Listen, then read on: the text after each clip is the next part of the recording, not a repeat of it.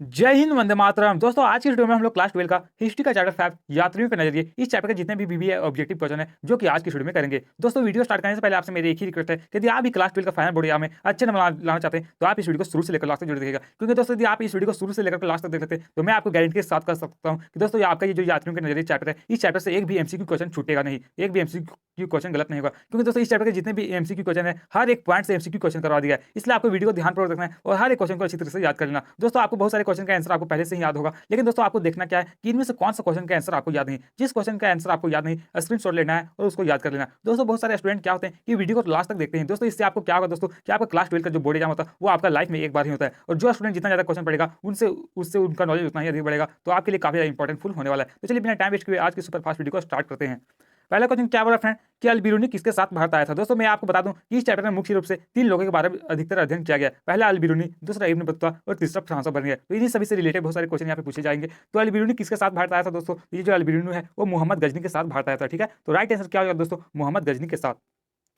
अगला क्वेश्चन क्या बोला फ्रेंड कि किताब उल हिंद या तहकीक ये हिंद किसकी पुस्तक है। दोस्तों आपको क्वेश्चन ऐसे पूछा जाता है कि किताब उल हिंद को और भी किस नाम से जाना जाता है, तो इसे तहकीक ये हिंद कहा जाता है। ठीक है, तो आपसे क्वेश्चन पूछा गया कि किताब उल हिंद या फिर तहकीक ये हिंद किसकी पुस्तक है। तो दोस्तों ये जो किताब उल हिंद है ये इसके जो रचनाकार हैं वो अल-बिरूनी थे। ठीक है, तो राइट आंसर क्या हो जाएगा? अल-बिरूनी। और यदि बात करें दोस्तों ये जो पुस्तक है वो कौन सा भाषा में लिखा गया था, तो ये जो पुस्तक है वो अरबी भाषा में लिखा गया। ठीक है, और रचना कब था दोस्तों? इस पुस्तक की रचना जो है वो 1030 ईस्वी में इस पुस्तक आई थी। ठीक है, अगला क्वेश्चन क्या बोला दोस्तों कि किताब उल हिंद किस भाषा में लिखा गया। मैंने आपको बताया दोस्तों ये जो किताब उल हिंद है वो अरबी भाषा में लिखा गया। ठीक है, तो राइट आंसर क्या हो जाएगा? अरबी भाषा। अगला क्वेश्चन फॉर में दिया गया है कि किताब उल हिंद में कितने अध्याय हैं। दोस्तों आपको ये जो किताब उल हिंद पुस्तक है जो कि अल-बिरूनी के द्वारा लिखा गया एक महत्वपूर्ण कृति है, ये कितने अध्याय में लिखा गया? तो ये टोटल 80 अध्याय में लिखा गया। ठीक है, दोस्तों इसके 47वें अध्याय जो थे उसमें किसके बारे में जानकारी मिलती है? तो 47वें अध्याय में दोस्तों महाभारत के बारे में जानकारी मिलता है। ठीक है, तो आपसे क्वेश्चन पूछा जाएगा कि किताब उल हिंद की 47वें अध्याय में किसके बारे में जानकारी मिलती है? तो महाभारत के बारे में। ठीक है, और यही 64वें अध्याय में जो दोस्तों वो जातियों के अनुष्ठान के रीति रिवाज के बारे में जानकारी मिलती है। अगला क्वेश्चन क्या बोल रहा है कि अल-बिरूनी का जन्म कब हुआ। काफी बार क्लास 12 का फाइनल बोर्ड एग्जाम में डायरेक्ट पूछा गया कि जो अल-बिरूनी है इनका जन्म कब हुआ था। दोस्तों अल-बिरूनी का जो जन्म है वो 4 दिसंबर 973 ईस्वी को उज्बेकिस्तान के ख्वारिजी में हुआ था। ठीक है, अगला क्वेश्चन क्या बोल रहा है दोस्तों कि अल-बिरूनी का जन्म कहाँ हुआ। दोस्तों मैंने आपको पहले ही क्वेश्चन में बताया कि जो अल-बिरूनी है इनका जन्म उज्बेकिस्तान के ख्वारिज में हुआ था। कब हुआ था दोस्तों? तो 4 दिसंबर 973 ईस्वी को। ठीक है, अगला क्वेश्चन क्या बोल रहा है कि अल-बिरूनी भारत कब आया था। आगे बोलिए जो अल-बिरूनी दोस्तों ये भारत कब आए थे। तो दोस्तों अल-बिरूनी जो भारत है वो 1024 ईस्वी में आया था। ठीक है, यदि 1024 ईस्वी आपको ऑप्शन में नहीं दिया जाएगा तो आपको 11वीं सदी दिया जाएगा। ठीक है, दोस्तों वहाँ पे आपको 4 ऑप्शन दिया जाएगा, लेकिन मैं यहाँ पे आपको ऑप्शन नहीं दे रहा हूँ। दोस्तों यदि आप क्वेश्चन को पढ़ ही रहिएगा तो आप आसानी से वहाँ टिक कर सकते हैं, लेकिन दोस्तों आपको उसके लिए क्या करना पड़ेगा? क्वेश्चन को आपको पढ़े रहना पड़ेगा, पढ़िएगा तभी आप वहाँ पे सही आंसर कर सकते हैं। अगला क्वेश्चन क्या बोल रहा है कि मोहम्मद गजनी किसका पुत्र था। बोलिए ये मोहम्मद गजनी है वो किसके पुत्र थे? तो सुबुक्तगिन का पुत्र था। ठीक है, तो राइट आंसर क्या होगा? सुबुक्तगिन। नेक्स्ट क्या बोल रहा है कि जुबली का मोहम्मद किसे कहा जाता है। तो दोस्तों ये जो जुबली का मोहम्मद है जो मोहम्मद गजनी को ही दोस्तों जुबली का मोहम्मद कहा जाता है। अगला क्वेश्चन क्या बोल रहा है दोस्तों कि अल-बिरूनी किस भाषा का ज्ञाता था। दोस्तों ये जो अल-बिरूनी है ये काफी ज्यादा महत्वपूर्ण व्यक्ति थे। दोस्तों ये अल-बिरूनी कौन कौन से भाषा जानते थे? तो ये सीरियाई भाषा भी जानते थे, फारसी भाषा भी जानते थे, हिब्रू भी जानते थे और अरबी और संस्कृत ये सभी भाषा के बारे में इन्हें काफी ज्यादा जानकारी थी। तो राइट आंसर क्या होगा? ये सभी राइट आंसर हो जाएगा। ठीक है, अगला क्वेश्चन क्या बोल रहा है कि मोहम्मद गजनी की राजधानी कहाँ थी। दोस्तों जो मोहम्मद गजनी है इसकी राजधानी जो है वो गजनी थी। तो राइट आंसर क्या हो जाएगा? गजनी। फ्रेंड्स यहाँ पे जितने भी क्वेश्चन बताए जा रहे हैं ये सभी क्लास 12 का फाइनल बोर्ड एग्जाम में काफी बार पूछे जा चुके हैं, इसलिए आप इन सभी क्वेश्चन को अच्छी तरीके से याद कर लीजिएगा। ठीक है, अगला क्वेश्चन क्या बोल रहा है कि अल-बिरूनी ने संस्कृत विषय की शिक्षा कहाँ से प्राप्त किया था। दोस्तों ये जो अल-बिरूनी है वो संस्कृत भाषा का जो शिक्षा है वो कहाँ से प्राप्त किया था। तो ये भारत से ही प्राप्त किए थे संस्कृत भाषा का शिक्षा। ठीक है, तो क्या है? राइट आंसर हो जाएगा भारत। अगला क्वेश्चन 13 में क्या बोल रहा है कि अल-बिरूनी की मृत्यु कब हुई। यानी बताना ये दोस्तों अल-बिरूनी है इनका मृत्यु कब हुआ था। तो 1048 ईस्वी में दोस्तों अल-बिरूनी का मृत्यु हो गया था। तो राइट आंसर क्या हो जाएगा दोस्तों? 1048 ईस्वी। ठीक है, अगला क्वेश्चन 14 में दिया गया कि भारत की वर्ण व्यवस्था कितने वर्गों में थी। यानी दोस्तों ये बता भारत की जो वर्ण व्यवस्था है वो कितने वर्गों में बांटा गया था। तो 4 वर्ण व्यवस्था। कौन कौन दोस्तों? तो ब्राह्मण, क्षत्रिय, वैश्य और शूद्र। नेक्स्ट क्वेश्चन क्या बोल रहा है कि हिंदू शब्द की उत्पत्ति किस भाषा से हुई। तो दोस्तों ये जो हिंदू शब्द है इसकी उत्पत्ति जो है वो फारसी भाषा से हुई। ठीक है, दोस्तों वहाँ पे आपको ऑप्शन दिया जाएगा बट यहाँ पे ऑप्शन नहीं दिया जाएगा, इसलिए आपको क्वेश्चन को अच्छी तरह से याद कर लेना। ठीक है, अगला क्वेश्चन क्या बोल रहा है कि इब्न बतूता कहाँ का यात्री था। और आपको जो अल-बिरूनी के बाद ये जो इब्न बतूता आए थे ये कहाँ के यात्री थे। तो ये मोरक्को के यात्री थे। ठीक है, तो राइट आंसर क्या होगा दोस्तों? मोरक्को। नेक्स्ट क्या बोल रहा है कि इब्न बतूता का जन्म कब हुआ। तो दोस्तों ये इब्न बतूता है इनका जन्म कब हुआ। तो ये मोरक्को के यात्री थे, मैंने आपको बताया। तो इनका जो जन्म है वो 24 फरवरी 1304 ईस्वी में कहाँ पे होता है। तो मोरक्को के तेंजिर शहर में हुआ था। ठीक है, तो राइट आंसर क्या हो जाएगा दोस्तों? 24 फरवरी 1304 ईस्वी। नेक्स्ट क्या बोल रहा है कि इब्न बतूता का जन्म कहाँ हुआ। मैंने आपको पहले ही बताया दोस्तों पहले वाले क्वेश्चन में कि इब्न बतूता का जो जन्म है वो मोरक्को के तेंजिर शहर में हुआ था। कब हुआ था दोस्तों? तो 24 फरवरी 1304 ईस्वी को। नेक्स्ट क्या बोल रहा है कि इब्न बतूता का पूरा नाम क्या था। आपसे क्वेश्चन पूछा जा सकता है कि जो इब्न बतूता है इनका पूरा नाम क्या था। तो दोस्तों मोहम्मद बिन अब्दुल्ला इब्न बतूता जो है वो इब्न बतूता का पूरा नाम था। ठीक है, तो राइट आंसर क्या हो जाएगा मोहम्मद बिन अब्दुल्ला इब्न बतूता। नेक्स्ट क्या बोल रहा है कि घोंसले से निकलता पंछी किसे कहा जाता है। काफी भाई इंपॉर्टेंट क्वेश्चन फ्रेंड्स, ये घोंसले से निकलता पंछी है वो किसे कहा जाता है। तो आप लोगों को पता होगा दोस्तों, ये जो घोंसले से निकलता पंछी है वो इब्न बतूता को ही कहा जाता है। क्योंकि दोस्तों ये इब्न बतूता दोस्तों वो 1325 ईस्वी में अपने घर को त्यागे थे। ठीक है, 1325 में अपने घर को त्यागे थे और उस समय इनका जो उम्र है दोस्तों वो मात्र 22 वर्ष था। ठीक है, नेक्स्ट क्या बोल रहा है कि इब्न बतूता भारत कब आया। ना दोस्तों ये जो इब्न बतूता है ये भारत कब आए थे, तो मैं आपको बताया दोस्तों 1325 में इब्न बतूता अपने घर को त्यागे थे और 1333 में दोस्तों इब्न बतूता जो है वो भारत में आए थे। ठीक है, तो राइट आंसर क्या होगा 1333 ईस्वी। नेक्स्ट क्या बोला दोस्तों कि इब्न बतूता कितने वर्ष की उम्र आयु में यात्रा के लिए निकलता था। ना दोस्तों ये जो इब्न बतूता है वो कितने वर्ष की उम्र में अपने घर को त्यागा था, तो मैंने आपको बता दिया कि 22 वर्ष की उम्र में दोस्तों इब्न बतूता जो है वो अपने घर को त्यागे थे 1325 ईस्वी में। ठीक है, नेक्स्ट क्या बोल रहा है कि इब्न बतूता किस मार्ग से होते हुए भारत आया। ना आपको बताना ये जो इब्न बतूता है वो कौन से मार्ग से होते हुए भारत आए थे, तो सिंध मार्ग से होते हुए दोस्तों इब्न बतूता जो है वो भारत की यात्रा पर आए थे। ठीक है, नेक्स्ट क्या बोल रहा है कि इब्न बतूता भारत आने से पहले किस तीर्थ यात्रा पर गया था। तो दोस्तों ये जो इब्न बतूता है वो भारत आने से पहले कौन से तीर्थ यात्रा करने के लिए गया था, तो मक्का की यात्रा। ठीक है, मक्का से मदीना की यात्रा करने के लिए इब्न बतूता जो है वो भारत आने से पहले ही गए थे। तो राइट आंसर हो जाएगा मक्का की यात्रा। नेक्स्ट क्या बोल रहा है कि इब्न बतूता भारत किसके काल में आया। तो दोस्तों ये जो इब्न बतूता है वो भारत जो है वो मोहम्मद बिन तुगलक यानी MBT के कार्यकाल में दोस्तों ये जो इब्न बतूता आए थे। ठीक है, आपसे क्वेश्चन पूछा जा सकता है कि जो इब्न बतूता है ये जो मोहम्मद बिन तुगलक है दोस्तों इनका कार्यकाल कब से कब तक रहा, तो 1325 ईस्वी से लेकर 1351 तक दोस्तों इब्न बतूता का कार्यकाल रहा था। ठीक है, अगला क्वेश्चन क्या बोल रहा है फ्रेंड कि इब्न बतूता को दिल्ली का काजी किसने नियुक्त किया। यानी बताना ये जो इब्न बतूता है इन्हें दिल्ली का काजी किसके द्वारा नियुक्त किया गया था, तो मोहम्मद बिन तुगलक यानी दोस्तों MBT के द्वारा दोस्तों इब्न बतूता को जो है वो दिल्ली का काजी नियुक्त किया गया था। तो राइट आंसर होगा मोहम्मद बिन तुगलक यानी MBT। ठीक है, नेक्स्ट क्या बोल रहा है कि मोहम्मद बिन तुगलक यानी MBT किस वंश के शासक थे। तो दोस्तों ये जो MBT है वो तुगलक वंश के शासक थे। ठीक है, तो राइट आंसर क्या होगा तुगलक वंश। यदि बात करें दोस्तों ये जो तुगलक वंश है इसका कार्यकाल कब से कब तक चला, तो 1320 ईस्वी से लेकर 1414 तक दोस्तों तुगलक वंश का कार्यकाल चला। ठीक है, तो आपसे क्वेश्चन पूछा जा सकता है कि तुगलक वंश का कार्यकाल कब से चला, तो 1320 ईस्वी से लेकर 1414 ईस्वी तक। और दोस्तों इसके पहले जो संस्थापक थे वो गयासुद्दीन तुगलक थे और अंतिम संस्थापक जो थे वो नासिरुद्दीन तुगलक थे। ठीक है, अगला क्वेश्चन क्या बोल रहा है कि मोहम्मद बिन तुगलक ने इब्न बतूता को अपना दूत बनाकर मंगोल शासक के पास चीन कब भेजा था। तो दोस्तों ये जो 1342 ईस्वी में शासक चीन भेजा था। ठीक है, तो राइट आंसर क्या होगा 1342 ईस्वी। अगला क्वेश्चन क्या बोल रहा है कि इब्न बतूता मालदीव में कितने समय तक रुके। दोस्तों ये जो इब्न बतूता है वो मालदीव में कितने महीने तक रुके, तो 18 महीने तक दोस्तों इब्न बतूता जो है वो मात्र मालदीव में रुके थे। तो राइट आंसर क्या होगा 18 महीने। दोस्तों बहुत सारे स्टूडेंट का कहना है दोस्तों कि आपका क्लास 12 का जो बोर्ड एग्जाम होगा उसमें आपका 40 नंबर का ऑब्जेक्टिव और 40 नंबर का आपका सब्जेक्ट होगा। दोस्तों यदि आप 40 में 40 नंबर लाना चाहते हैं तो ज़्यादा कुछ नहीं करना क्या कि दोस्तों कि आपको हर एक चैप्टर का जितने भी इंपॉर्टेंट MCQ क्वेश्चन है उसको कर लेना है और इस बार जो मॉडल सेट आया है उसको भी कर लेना है। दोस्तों मैंने पिछले बार जो मॉडल सेट आया था उसका भी कंप्लीट सोल्यूशन इस चैनल के प्लेलिस्ट में करवा दिया है। यदि आपने नहीं देखे चैप्टर बाय चैप्टर या फिर मॉडल सेट तो उसको भी आप इस वीडियो को देख करके जा करके प्लेलिस्ट में जाकर देख सकते हैं। ठीक है, अगला क्या बोल रहा है कि इब्न बतूता भारत कब आया। तो दोस्तों ये इब्न बतूता है वो भारत 1347 ईस्वी में आया था। तो राइट आंसर हो जाएगा 1347 ईस्वी। नेक्स्ट क्या बोल रहा है कि इब्न बतूता वापस मोरक्को कब गया। तो दोस्तों पता नहीं इब्न बतूता है वो वापस मोरक्को जो है वो 1354 ईस्वी में गए थे। तो राइट आंसर जो है वो 1354 ईस्वी।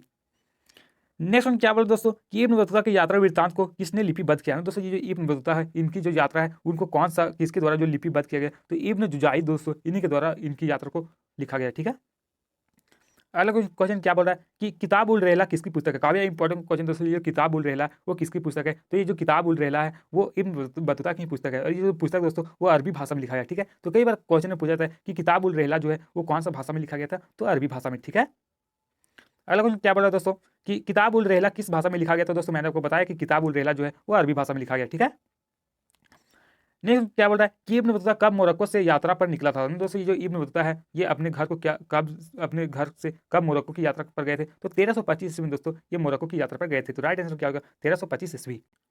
अगला क्वेश्चन क्या बोल रहा है कि सबसे अधिक लंबी दूरी यात्रा तय करने वाला यात्री कौन था। तो दोस्तों आपको वहाँ पे 4 ऑप्शन दिया जाएगा। तो दोस्तों यहाँ पे राइट आंसर जो होगा इब्न बतूता। जी हाँ, तो इब्न बतूता जो है तो सबसे लंबी दूरी यात्री तय करने वाला एक महत्वपूर्ण यात्री थे। दोस्तों ये जो 30 वर्ष में दोस्तों ये अपने घर को छोड़े थे। ठीक है, और दोस्तों 7500 मील जो दोस्तों इब्न बतूता जो है वो यात्री किए थे। ठीक है, तो कई बार क्वेश्चन पूछा जाता है कि इब्न बतूता ने कितनी दूरी यात्री किया था, तो 7500 मील।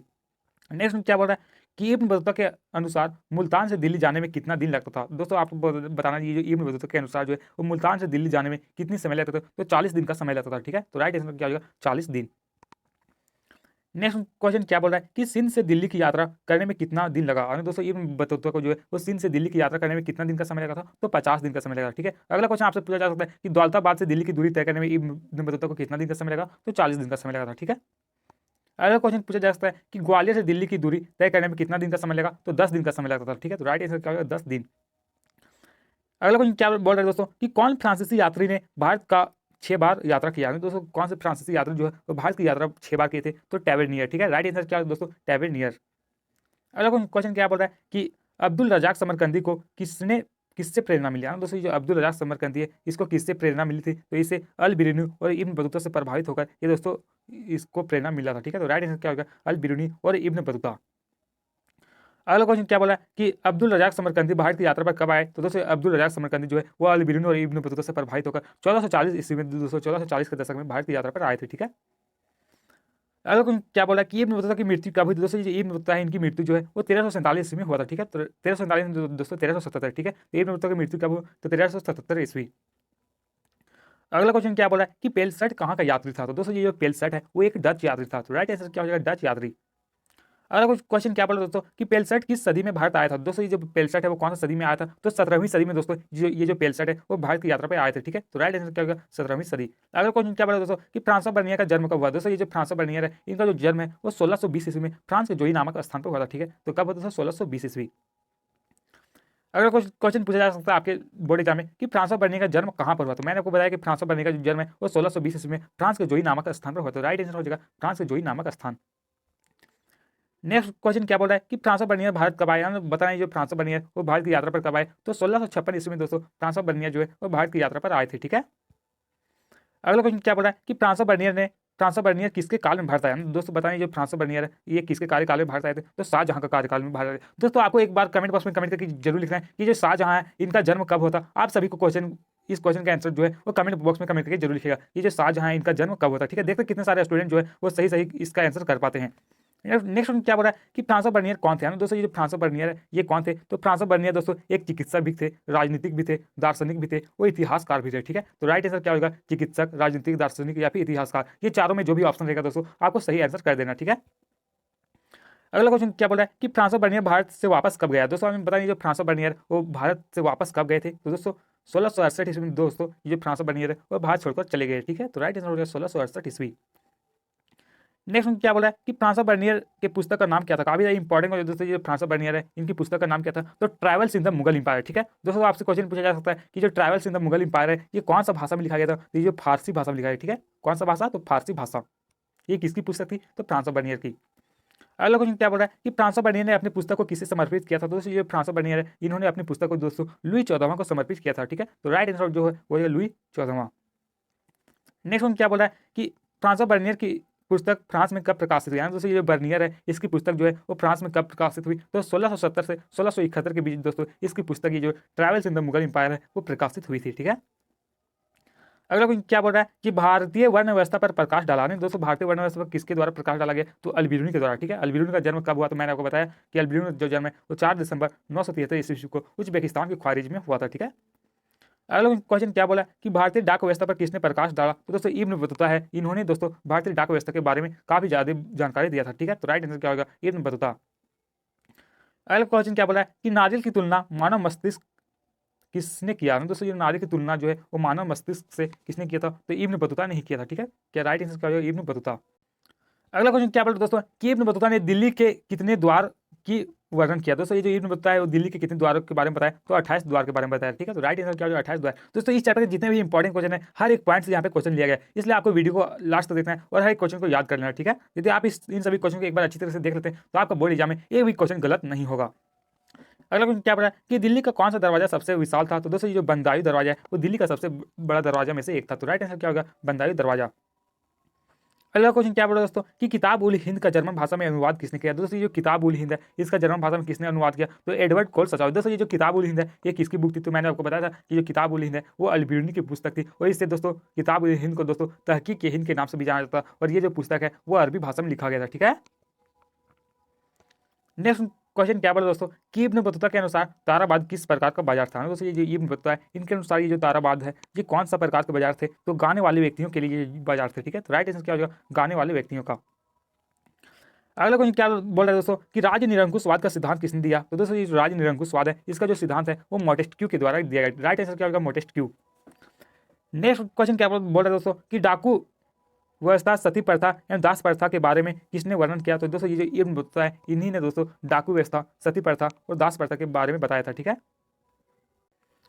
अगला क्वेश्चन क्या बोल रहा है दोस्तों कि भारत की जाति व्यवस्था पर किसने वर्णन किया? दोस्तों भारत की जाति व्यवस्था के बारे में किसने बताया था? तो अल बिरूनी ने बताया। ठीक है। राइट आंसर क्या होगा? अल बिरूनी।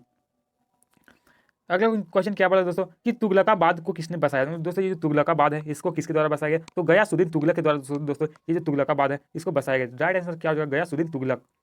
अगला क्वेश्चन क्या बोला दोस्तों कि इब्न बतूता के अश्व डाक व्यवस्था को क्या कहा जाता था? दोस्तों ये जो इब्न बतूता है इनके अश्व डाक व्यवस्था को उल्लुक डाक व्यवस्था कहा जाता था। ठीक है। तो राइट आंसर क्या होगा? उल्लुक डाक व्यवस्था।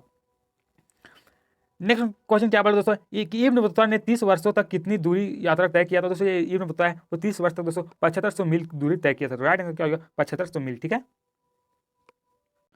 तो दोस्तों आज की इस वीडियो में बस इतना ही। और दोस्तों यदि आप भी क्लास 12 का फाइनल बोर्ड एग्जाम में अच्छे नंबर ला चाहते हैं तो ज़्यादा कुछ भी नहीं करना क्या कि दोस्तों कि आपका क्लास 12 का जो बोर्ड एग्जाम होगा वो आपका मार्च महीने में होगा और चाहे टाइम आपके पास नहीं है। इसलिए दोस्तों आपको इस बार जो मॉडल सेट आया है उसको कंप्लीट सोल्यूशन कर लेना है। और दोस्तों पिछले बार जो मॉडल सेट आया था 5 उसका भी कंप्लीट सोल्यूशन मैंने इस चैनल के प्ले लिस्ट में करवा दिया। ठीक है। और दोस्तों हिस्ट्री के हर एक सब्जेक्ट का आपको यदि complete solution chapter by chapter चाहिए एमसीक्यू तो आप इस चैनल के प्ले लिस्ट में जाकर देख सकते हैं। वहाँ पे हर एक सब्जेक्ट का VBI ऑब्जेक्टिव क्वेश्चन करवा दिया है। और दोस्तों मैं आपको बता देना चाहता हूँ कि इस चैनल में क्लास 12 का फाइनल बोर्ड एग्जाम की तैयारी बहुत ही ज़्यादा बेहतरीन तरीके से करवाई जा रहा है। तो यदि आपने चैनल को अभी तक सब्सक्राइब नहीं किए तो प्लीज चैनल को सब्सक्राइब कर ले, क्योंकि दोस्तों आपके इसी तरह और भी इंपॉर्टेंट क्वेश्चन मैं आपके लिए लाते रहूंगा। ठीक है। तब तक के लिए जय हिंद, जय भारत।